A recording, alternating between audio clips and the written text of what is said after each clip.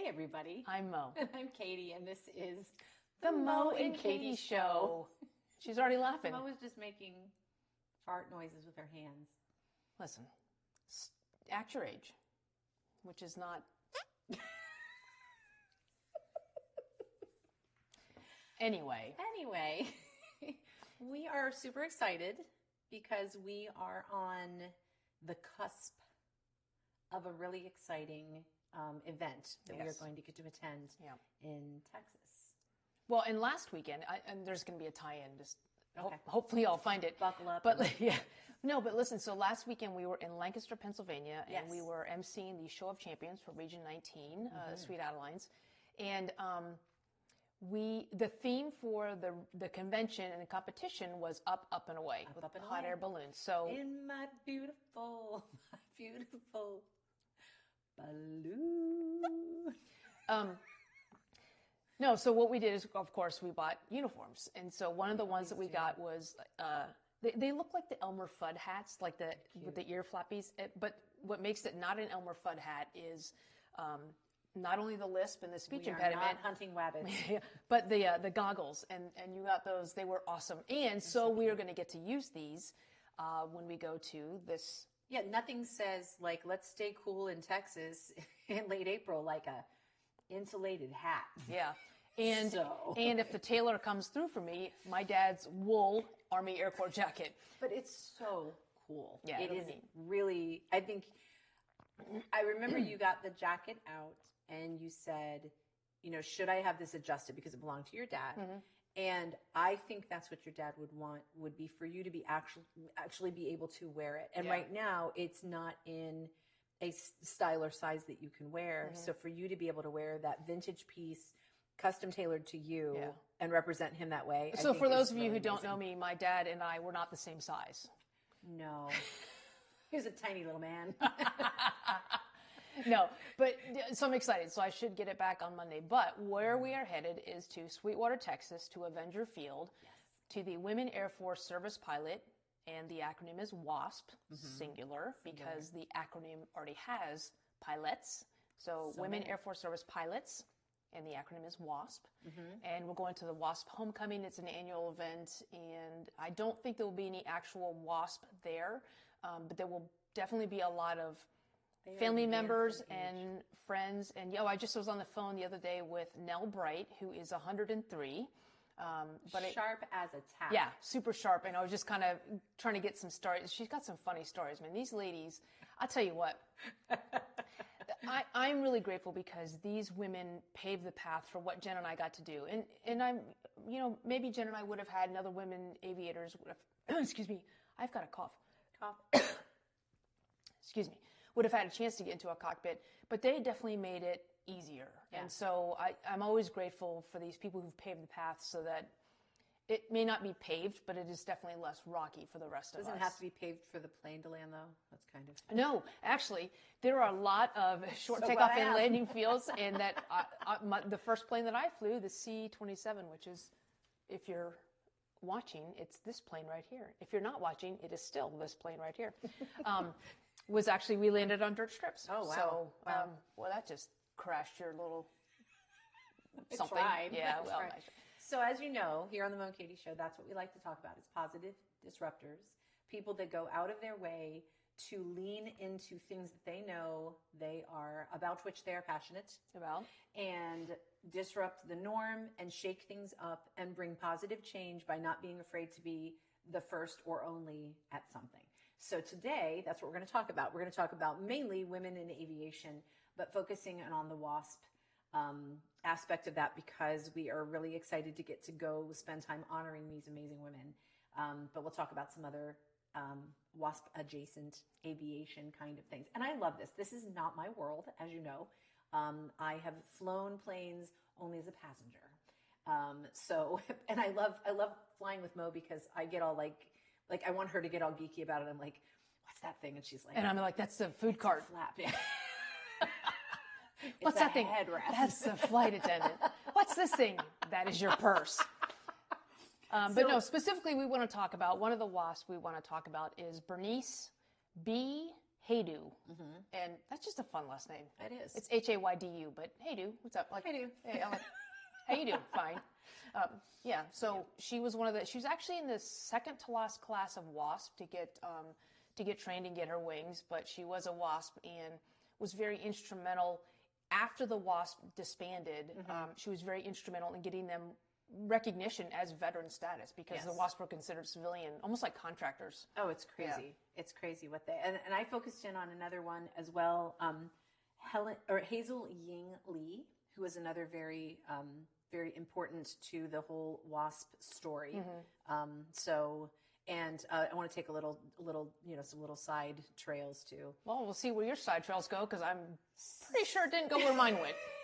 So, Mo, I'm not an aviator. I don't have a lot of aviation experience, but I did want to share that when I was in 4th grade, I did a report on Amelia Earhart.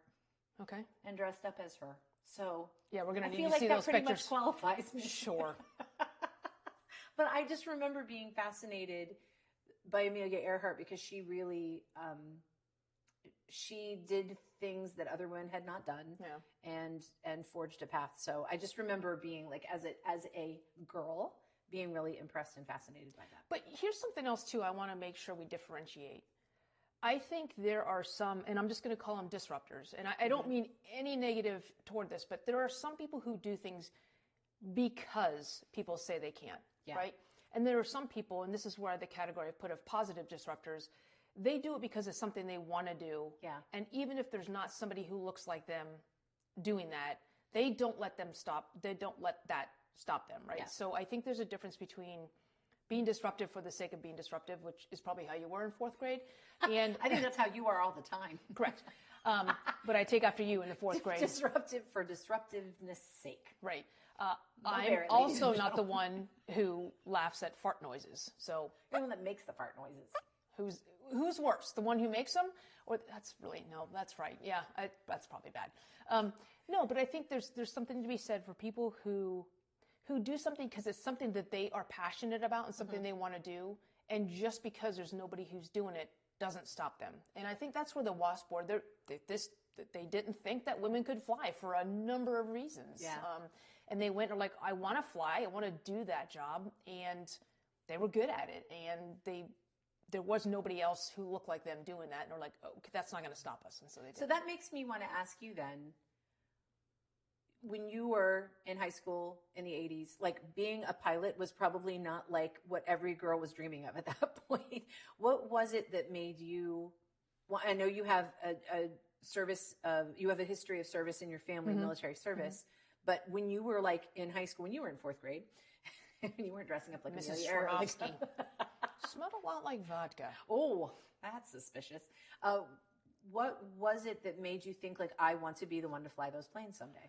So here's the thing. I wish I had a cool story like that. Like a lot of people are like, oh, okay.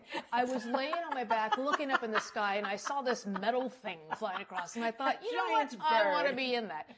I don't have a cool story like that. It was, again, I really do think that my life has been a series of either doors cracked open and I kind of pushed them open and saw something there and did the hard work to make whatever it was to be able to walk through that door.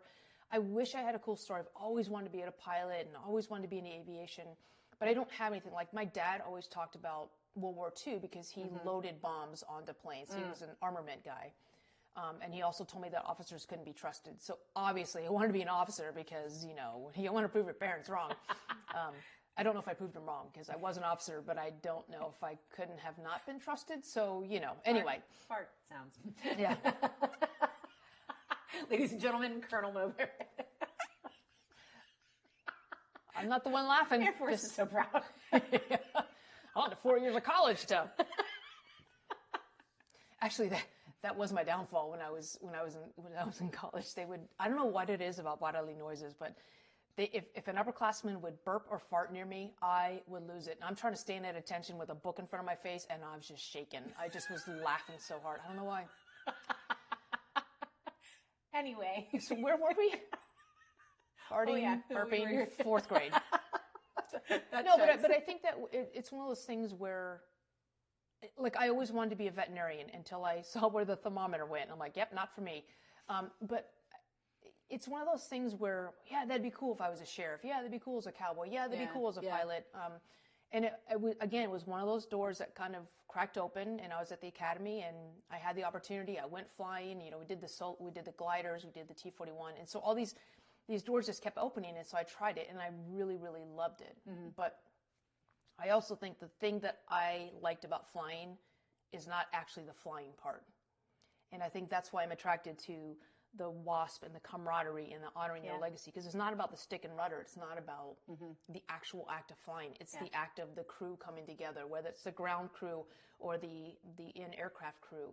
That's the part that I like, is the crew concept and the camaraderie. And the leadership, and you always excelled at leadership and leading teams, and I think that was part of the whole experience for you too. But you also did have some first and only kind of experiences too as a pilot. Yeah. You were the first...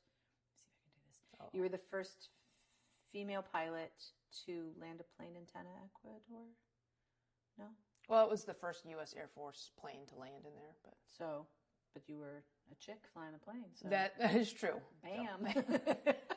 Yeah, but I mean, anyway, going back to the WASP and like with one of the things that I look at with Haydu is, and again, if you look at the WASP, there was only 1,100 of them. There was only really 2.5 years that they were in service. Yeah.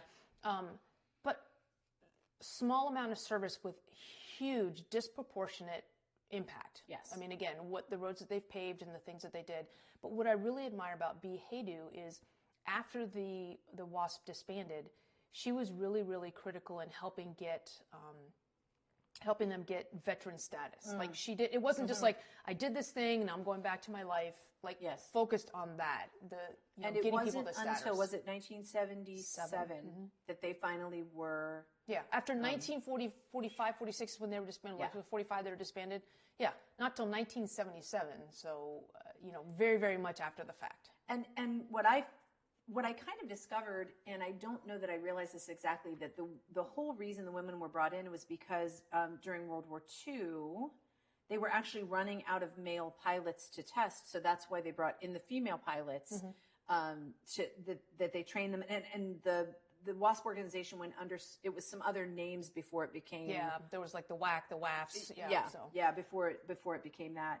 And I thought that was interesting. It's like, well, it's almost like, oh, now you need us. Okay. Yeah, right. Well, and then after the war, it was like, okay, now you don't need us anymore. Yeah. So it was, the attack on Pearl Harbor was an inciting incident there, and there were not enough male pilots to sustain the war efforts. And the commander, the U.S. Army Air Force commander, Hap Arnold, was the one who, I don't know if he got the idea or he's the one that just implemented the WASP. And it was created in 1943 under the famed aviator Jacqueline Cochran. Mm-hmm. And I've been doing some interviews with some children of WASP, and some of them they're like, yeah, my mom and Jackie would email back and forth. I'm like, I'm not email, sorry. So they would stone tablet and chisel. No, that's a little bit fun. Carrier pigeon. Yeah, but they would communicate like they were friends with. Like for me to hear somebody say, oh yeah, my mom and Jackie were friends. I'm like, that is just. I don't know what the equivalent is in your world, but like that'd be like your dad saying, I had dinner with Bach or Beethoven. I don't know what the equivalent is, but how old do you think my dad is? No, I mean, I don't know how recent Bach and Beethoven are, but anyway. No, but it's just amazing to be able to be, and that's why I'm really excited for you to be there. It's like for me to go and walk the grounds and be in the hangars and see where these women walked is it's such a cool feeling. So that's amazing. But this is one of the things that I liked about Haydu is, so after the WASP disbanded, she was calling different airlines and probably emailing them and asking them, trying to get a job with these different airlines. And she said, I've never heard no said in so many different ways. Like, it, like, no, hell no. So. Yeah. So, are you kidding? Yeah, like, you're a girl.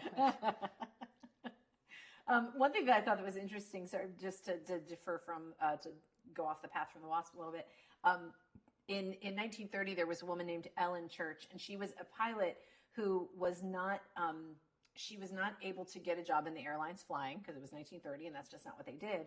So she was the one that proposed to airline executives that women be basically these hostesses on planes. Oh. And that was, she was hired on a 3-month trial basis by Boeing to be one of the first 7 flight attendants. Oh. For airlines. Now, here are the requirements for flight attendants in 1930. I'm sure I don't meet any of them. You had to be under 115 pounds. Nope. You had to be a nurse, and you had to be unmarried. Oh, I'm married. Yeah. I'm not 2 out of 3. Yeah. I'm not sure why those were the requirements, but so the first 7 flight attendants were all because this woman who was a pilot was unable to secure a job piloting in the commercial airlines. So she just wanted to be on the plane. Exactly. So it was this first 1930 was this first class of 7. What do they call them initially? Hostesses? I think it was something. I mean, now of course they just call it flight attendants, but it was like basically a hostess on the airplane. So unmarried nurse and 115 pounds or less. Tiny little thing. I don't know anybody like that. Well, but it's interesting. So the WASP, I hear a lot of stories from the WASP when they would walk around in their uniforms. Mm-hmm. Is most people thought they were flight attendants, sure. But they were not called flight attendants; they were called stewardesses. That's true. That's true. Yeah, it's just interesting to me when people. Well, okay, we were just talking earlier today. Your sister, I mean, we met Mm-hmm. through Barbershop World, and a lot of Sweet Adelines are going and also competing in the men's, what used to be men only, Barbershop Harmony Society. Yes. And your sister just had an incident not incident, but when they went to check in, what happened? They went to check in at this organization, women. 4 women competing in the same competition as everybody else. And basically they get okay, so you're a spectator.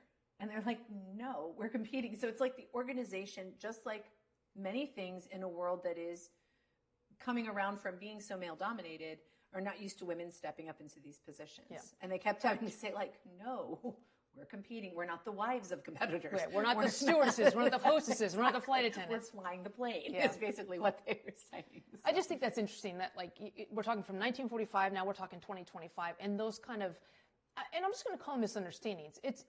I mean, it's not like they do this on purpose. Some things are done on purpose, but I think that there's an expectation we have. Like if you're a Barbershop Harmony Society, BHS, which used to be only men, is very recently started allowing women to come in. The paradigm in your head is this is a men's event. So when you see women, the understanding is they're not on stage in the cockpit; they're in the audience. Yeah. As a passenger. Well, and then who was Come From Away? What was her name? Jen Colella. Not Jen Colella. Yeah. That's my world. Beverly Bass. Beverly Bass. She was the first female captain. Captain. Yeah. Okay. Yeah. And again, was not taken seriously, and was even despised by the flight attendants. Yeah. For a while. So that's a whole story too. Yeah. So, it's just anybody who has had to pave the path has gone through things that we as women won't have to go through because they've chosen to be the first ones to do it. And we may still go through those things. Sure. But it's almost like there's been a precedent set. There is somebody that has done that before. So you're having to prove yourself, but you're not having to prove your gender or your species. I don't know what's. I want to tell actually, and I mentioned Hazel Ying Lee, who was also another WASP. She was the first Chinese American woman to fly for the United States military. Oh. And she was a WASP.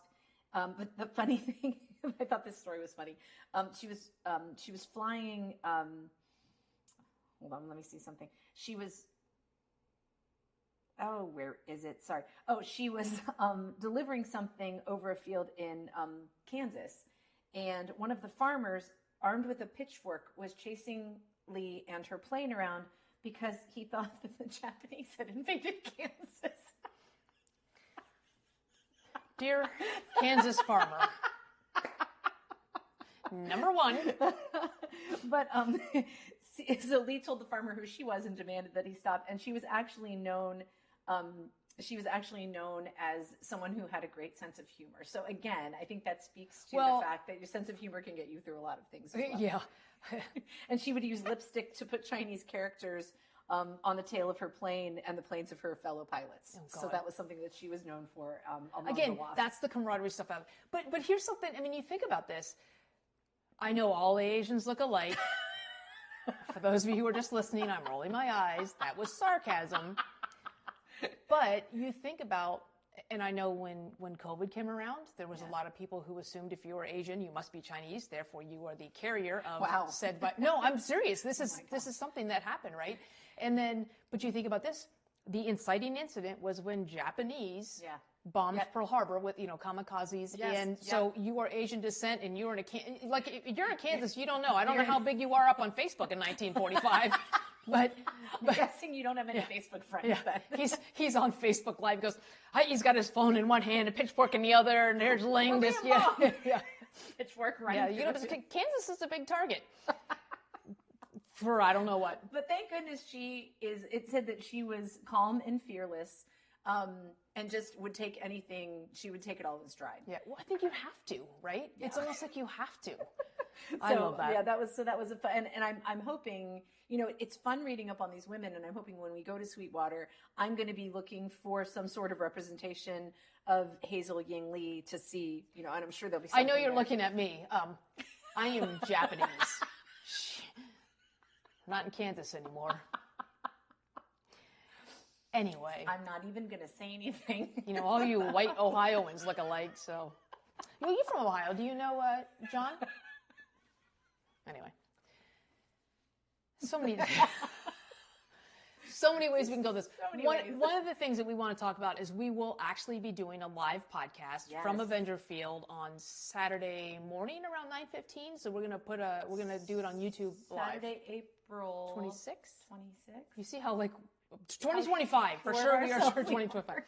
But yeah, we're gonna be actually doing a live podcast from Avenger Field, and super excited about that as well. Yes. Just to talk about but to be. And by then we will have already been through the dinner. We'll have been through the WASP brunch. We'll have been through so many times. We're going to hear the stories either from family members or even people that knew them, and just hear those stories. And what I think is really cool is when family members hear stories about their family members from other family members, but stories they didn't know. Knew each other. Yeah. Most likely. So because it was a tight-knit camaraderie, and this weekend is kind of the weekend we're going to in April is that was their reunion. That was their homecoming weekend. So, but it's a really good, and I'm excited from a musical standpoint. And again, this is one of the reasons I love what you and I are able to do together, because we're able to, again, see what we have in common and combine our superpowers. And I mean, I never thought I would have the privilege of going to an aviation event for women, but because you let me into your world, I get to do that. But what I get to bring too is music from that era.